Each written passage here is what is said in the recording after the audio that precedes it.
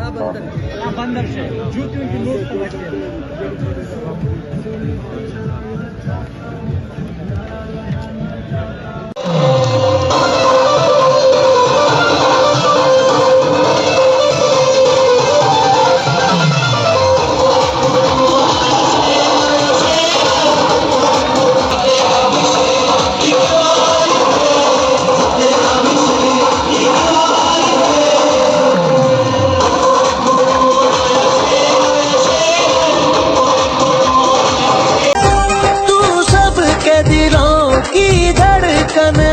सच्चा हमदर्द हमारा है। जिद नगर नगर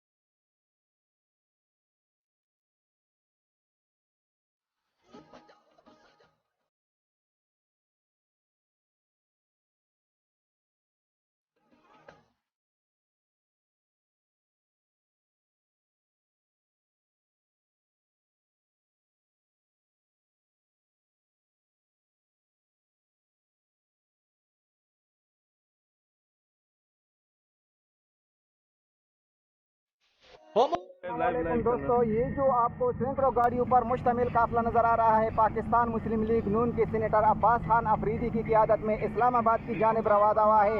और इस काफिले का बुनियादी मकसद अदल बचाओ तहरीक और अदल बहाली तहरीक है। दोस्तों, ये सैकड़ों गाड़ियों पर मुश्तमिल काफिला आप देख सकते हो, जो कि अभी कोहाट से इस्लामाबाद की जानिब रवाना हुआ है।